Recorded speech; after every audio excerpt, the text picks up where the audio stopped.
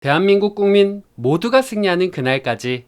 안녕하십니까, 알뜰맨입니다. 연준 의원들의 매파적 발언과 지정학적 갈등의 고조에도 전일 나온 경제지표의 호조에 힘입어서 3대 증시는 혼조세 마감을 보였습니다. 다우는 0.44% 상승, S&P 500은 0.51% 상승, 나스닥은 마이너스 0.16% 하락, 원달러는 1225.35원으로 0.47% 상승, 빅스 지수는 20.81%로 마이너스 3.97% 하락, MSCI 코리아 ETF 지수는 70.17로 마이너스 1.11% 하락, 2년물 국채 금리는 0.64% 상승, 10년물 국채 금리는 2.22% 상승, 30년물 국채 금리는 0.08% 상승을 했습니다. 상승 종목 이슈로는 조비 에비에이션이 있는데 전기 항공 회사입니다. 이 연초 주당 31센트를 이룬 후에 주당 1센트의 수익을 보고하고, 모건 스탠리가 조비가 계속해서 힘을 얻고 인증 및 제조 과정에서 의미 있는 단계를 밟고 있다 라고 언급을 하면서 주식 비중 확대를 반복하면서 12% 상승을 했습니다. 하락 종목 이슈로는 더 어니스트 컴퍼니가 있는데요. 소비재 회사입니다. 매출과 EPS가 예상치보다 낮게 나와서 마이너스 22.5% 하락을 했고요. 금요일 미국 시장에 상장된 중국 기술주가 중국에 대한 감시가 강화되고 미국의 상장 폐지 가능성이 높다라면서 다시 한번 하락했습니다. 알리바바와 장동닷컴, 핀듀오, 디디글로벌이 모두 하락을 했습니다. 조 바이든 대통령이 유럽에서 나토 동맹국들을 만나면서 러시아의 우크라이나 전쟁에 초점이 맞춰졌습니다. 미국은 러시아에 대한 새로운 제재를 가하고 우크라이나에 더 많은 지원을 제공하겠다고 약속했습니다. 또 G20에서 러시아를 제외하는 것을 지지하겠다라고 밝혔습니다. 지속되는 지정학적 갈등에도 불구하고 지난주 실업수당 청구 건수가 1969년 이후에 최저 수준을 기록했다라는 부분에 시장의 상승을 이끌었습니다. 벌드의 투자전략 분석가인 로스 메이필드는 우리는 시장 전반에 걸쳐 상당히 낙관적이지만 변동성이 여전히 존재한다라고 생각한다 라고 이야기를 했습니다. 시장은 매일매일 헤드라인에서 움직이지 않지만 여전히 주요 상승 또는 하락에 대한 촉매는 우크라이나 전쟁이다 라고 이야기를 했습니다. 우리는 그들이 무엇을 할 계획인지에 대해 꽤 좋은 그림을 가지고 있지만 5월 약 50bp 금리 인상이나 QT 축소가 어떻게 보일지 힌트가 나오게 되면 그것 역시 촉매제가 될 수 있다라고 이야기를 했습니다. 웰스위즈 파이낸셜 CEO는 약간의 약세 감정이 있습니다. 우리는 자금 관리자가 초과 현금을 보유하고 있는 것을 봅니다. 보통보다 더 많은 평균 6%의 현금을 보유하고 있습니다 라고 이야기를 했습니다. 변동성이 끝났다라고 생각하지 않습니다. 좋은 시장의 반등에 대해서는 기쁘게 생각하지만 앞으로 어떤 일이 일어날지 지켜보고 있습니다 라고 이야기를 했습니다. 이날 발표한 경제지표는 소폭 좋지 못하게 나왔습니다. 3월 소비자 심리지수는 59.4로 전월 59.7과 62.8에서 하락을 했고, 예상치 58에서 60.5의 범위 내라고 보시면 될 것 같습니다. 2월 미결 주택 판매는 4월 연속 감소를 하고 있습니다. 연준 의원들의 매파적 발언은 이어졌습니다. 존 윌리엄스 뉴욕 연은 총재는 적절한 경우 연방준비제도가 기준금리를 50bp 인상해야 된다라고 말을 했습니다. 만약 25bp 인상할 경우 그때는 우리가 그렇게 해야 한다라고 하면 단지 우리는 경제에서 보고 있는 것을 바탕으로 올바른 결정을 내려야 할 뿐이다 라고 언급했습니다. 시티그룹은 5월, 6월, 7월, 9월 회의에서 연준이 50bp씩 금리를 인상할 것으로 전망을 했고, 인플레이션이 극심해질 경우 한 번에 75bp 인상 가능성도 있다라고 판단했습니다. 클라인 워트 함브로스의 파하드 카말 수석 투자 책임자는 분쟁이 오래 지속될수록 인플레이션은 더 올라가고 성장은 더 하락할 것이라면서 이는 매우 엄청나게 불확실한 상황이다 라고 이야기를 했습니다. 카말 CIO는 최근 주가 반등은 투자자들이 저가 매수에 나서고 있기 때문이라면서 큰 폭의 하락이 있을 때마다 현금이 유입되는 것을 볼 수 있으며 이는 상당 부분 지속됐다라고 이야기를 했는데요.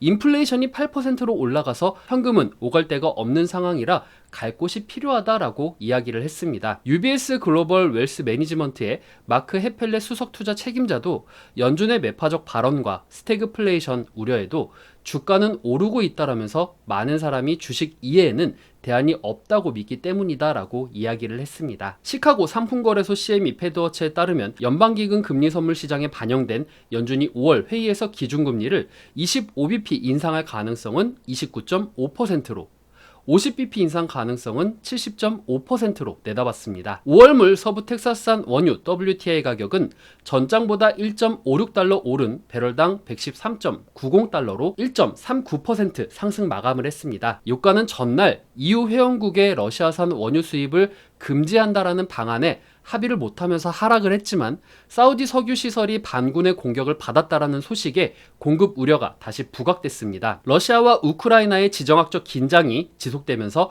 EU의 러시아산 원유 수입 금지 가능성도 계속 유가 상승 압력을 가하고 있습니다. SPI 에셋 매니지먼트의 스티븐 이네스 매니징 파트너는 유가가 최근 하락세를 보인 점으로 볼 때 시장은 EU 원유 금수 조치 가능성은 작게 보고 있다라면서 미국의 재고가 계속 줄어 미래 공급 충격은 더 커질 것으로 예상을 했습니다. 주식은 이번 주 일주일 동안 석유, 인플레이션 금리에서 신호를 받을 수 있습니다. 3월 고용보고서가 다음 주 나올 예정이지만 우크라이나 사태, 유가 및 인플레이션 보고가 시장을 주도할 것입니다. 페어리드 스테이지의 설립자인 KT스톤은 주식 차트가 단기적으로 유망해 보이지만 장기적으로는 그다지 명확하지 않다라고 이야기를 했습니다. 우리는 이 단기적인 모멘텀을 이용해야 합니다. 나는 단기적인 것에 대해 꽤 좋은 기분입니다. 이 단기의 기간은 몇 주간을 의미합니다. 우리는 또한 멋진 단기 돌파도 보았습니다. 그녀는 S&P 500 기업의 58%가 현재 50일 이동평균을 상회하고 있으며 이는 모멘텀에 대한 긍정적인 신호라고 말을 했습니다. 50일물은 단순히 지난 50일 동안 평균 종가이며 그 위의 움직임은 더 많은 상승 신호를 보낼 수 있습니다. 테슬라, 마이크로소프트, 애플과 알파벳과 같은 주식은 모두 50일 이동 평균을 회복했다고 그녀는 말했습니다. 일부 고성장 기술 이름도 그렇게 했다고 지적했습니다. 제롬 파월 연준 의장이 지난주 월요일 중앙은행이 인플레이션과 싸우기 위해서 보다 공격적으로 금리를 인상할 의향이 있다라고 말을 하면서 그 점을 강조했습니다. 연준이 경제를 둔화시키거나 심지어 경기 침체를 초래할 수 있다라는 두려움 속에서 처음에는 그의 발언에 주식이 매도되었습니다. 그 이후로 주식은 상승했지만 이자율은 급등했습니다. 연방기금 선물시장은 5월과 6월 모두 50베이시스 포인트 금리 인상으로 가격을 책정했습니다. BMO의 벤 제프리는 경제 경로 측면에서 인플레이션 데이터가 고용보다 훨씬 더 의미가 있다라고 생각을 합니다. 일자리는 여전히 중요하지만 연방준비제도 이사회는 경제가 최대 고용에 도달하는 동안 인플레이션 퇴치에 더 중점을 두었습니다. 비농업 급여가 더 중요할 것입니다.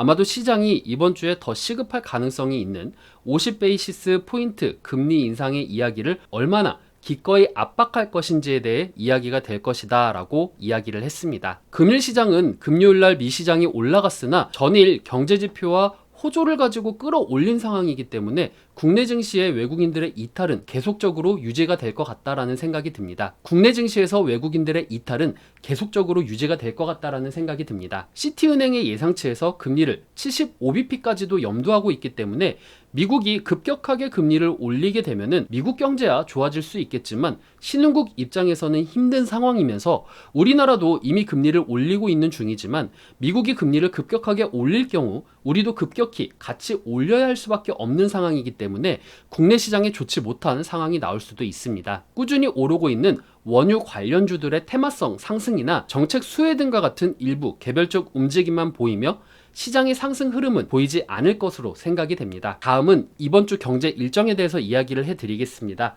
참고하셔서 이번 주에도 힘내시고 성투하시길 바라겠습니다. 이번 주 월요일에는 경제지표 선행이 나오고요. 29일 화요일에는 존 윌리엄스 뉴욕 연준 총재의 연설, 라파엘 보스틱 애틀랜타 연준 총재의 연설, 그리고 소비자 신뢰지수와 패트릭 하커 필라델피아 연준 총재 연설이 있습니다. 30일 수요일에는 3월 ADP 비농업 고용과 실질 GDP, 톰 바킨 리치먼드 연준 총재 연설, 캔자스시티 연준 총재 에스터 주치의 연설이 있습니다. 31일 목요일에는 초기 실업수당 청구 건수와 개인소득, 핵심 PC 물가지수, 뉴욕 연준 윌리엄스의 연설이 있습니다. 그리고 4월 1일 금요일에는 3월 민간 비농업 급여, 3월 실업률, 그 다음 찰스 에반스 시카고 연준 총재 연설, 제조업 PMI가 있습니다. 제일 중요한 부분이 바로 이 민간 비농업 급여이기 때문에 4월 1일에 나오는 경제지표 꼭 확인하시길 바라겠습니다. 오늘 내용 괜찮았다 생각되시는 분들은 하단에 구독과 좋아요, 알람 설정을 눌러주시면 제가 영상을 만드는데 큰 힘이 될 것 같습니다. 오늘도 시청해주셔서 감사합니다.